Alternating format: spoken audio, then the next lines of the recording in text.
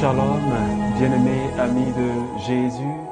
Nous sommes ce matin encore une fois dans la présence du Seigneur et nous sommes rassemblés au nom du Père et du Fils et du Saint-Esprit. Amen. Alors, amis de Jésus, je voudrais que de là où tu es, tu commences déjà à dire merci au Seigneur. Alors, élève la voix avec moi et commence à dire merci à Jésus. Parce qu'il a permis que ce matin, toi et moi, nous soyons debout. Il a permis que ce matin, toi et moi, nous soyons sur pied pour le célébrer. Et c'est une occasion pour toi et pour moi de nous rapprocher encore du Seigneur. Et c'est pourquoi, ensemble, bénissons notre Dieu. Seigneur Jésus, ce matin, je voudrais te dire merci.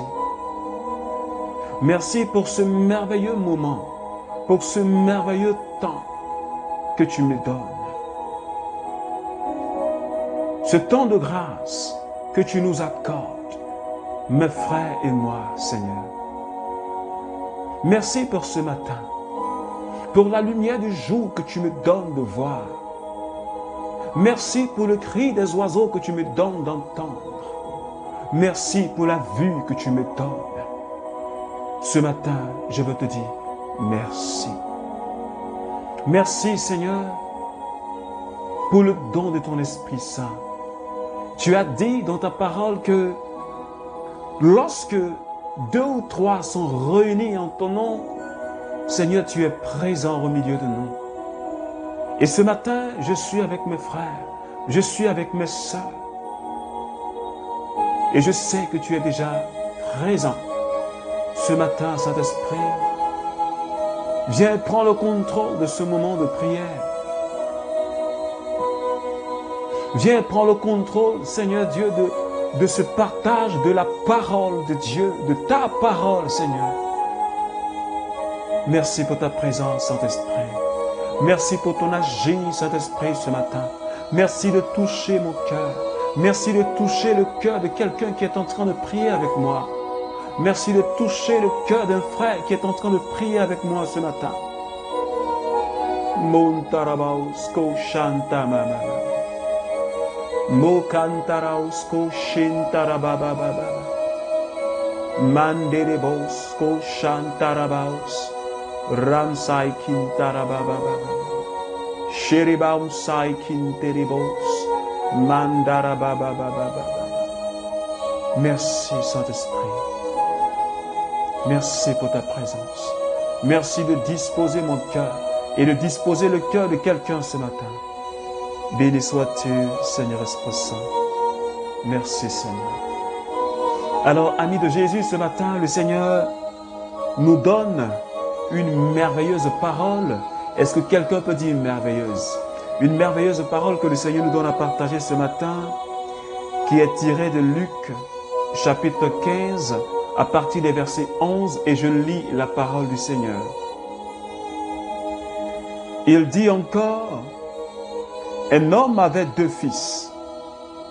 Le plus jeune dit à son père, « Père, donne-moi la part de fortune qui me revient. » Et le père leur partagea son bien. Peu de jours après, rassemblant tout son avoir, le plus jeune fils partit pour un pays lointain. Et il dissipa son bien en vivant dans l'inconduite. Quand il eut tout dépensé, une famine sévère survint en cette contrée et il commença à sentir la privation. Il alla se mettre au service d'un des habitants de cette contrée qu'il envoya dans ses champs garder les cochons. Il aurait bien voulu se remplir le ventre des caroubes que mangeaient les cochons, mais personne ne lui en donnait. Rentrant alors en lui-même, il se dit, combien de mercenaires de mon Père ont du pain en surabondance.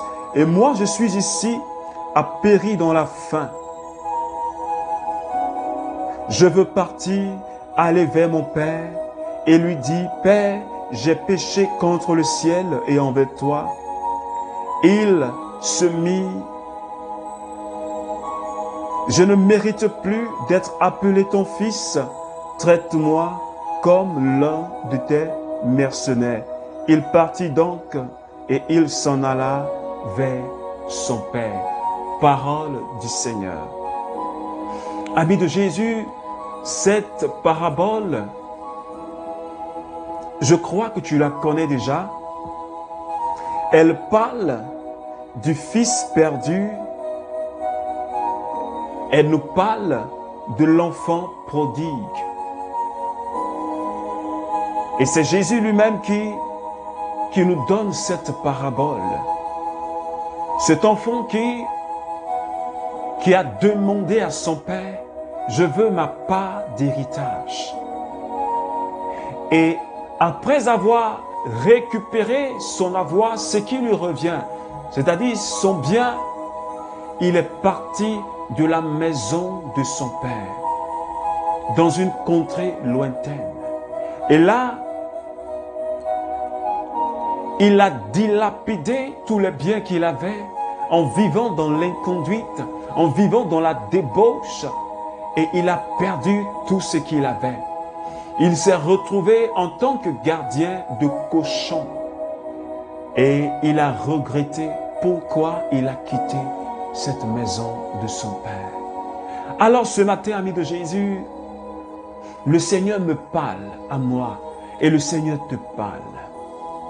Voilà dans quelles conditions nous pouvons, toi et moi, nous mettre lorsque nous sortons de la maison, nous sortons de la présence du Seigneur.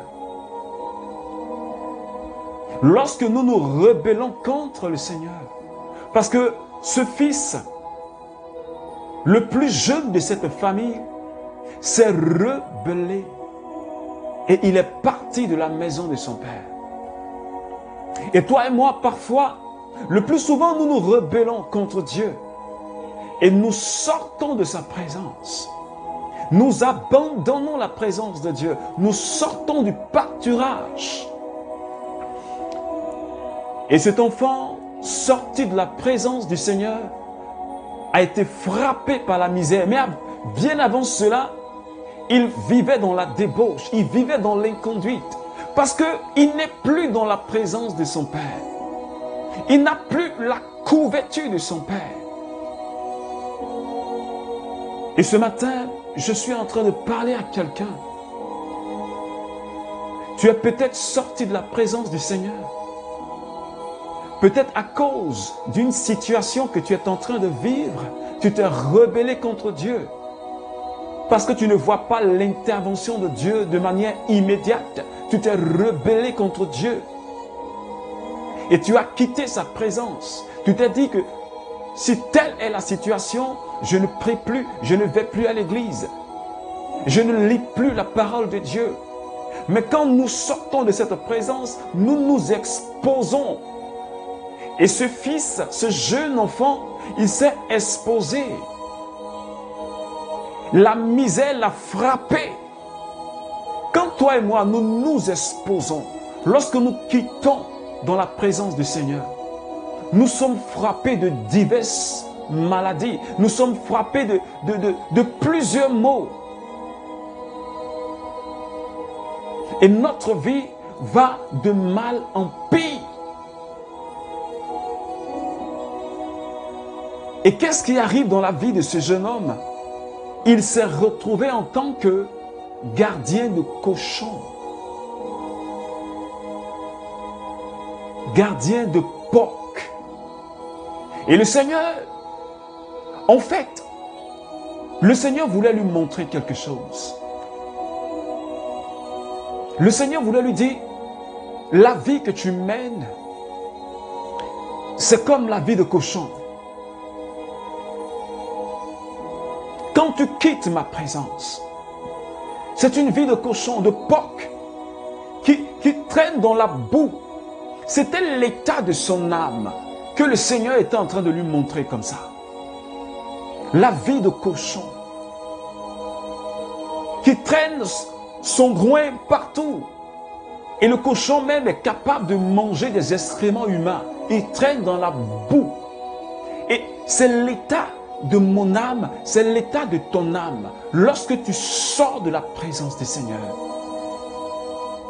Alors ce matin, je parle à quelqu'un. Le Seigneur est en train de parler à quelqu'un ce matin.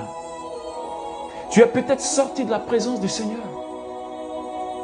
Ou du moins tu n'as pas encore peut-être reçu réellement Jésus comme étant ton sauveur et ton Seigneur. Et tu t'es rebellé chaque fois dans ta vie. Mais Jésus a dit dans le livre de Jean, il dit, je suis le sarment, vous êtes les branches. Mais en dehors de moi, cette branche qui est connectée au tronc de l'arbre, quand elle est détachée, elle ne peut pas porter de fruits. Parce que la sève ne peut pas couler, la vie ne peut pas couler dans cette branche. La vie ne peut pas couler dans cette branche. Il en est de même pour moi et pour toi. Si nous quittons le Seigneur, si nous allons loin du Seigneur, nous nous exposons aux démons. Nous ouvrons des portes dans notre vie. Alors je dis à quelqu'un ce matin, comme ce jeune homme qui a reconnu sa misère. Il a reconnu sa misère. Il a reconnu cette profonde humiliation. Quand on lui a dit d'aller surveiller les porcs.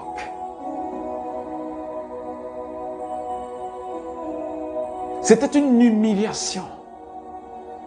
Alors ce matin, ami de Jésus, je voudrais que tu reviennes au Seigneur. Je voudrais que tu reviennes au Seigneur.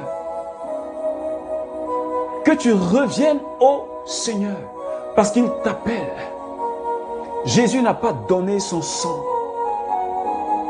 pour les animaux. Mais il a payé le prix pour toi et pour moi. Reviens à lui, s'il te plaît. Avant qu'il ne soit trop tard.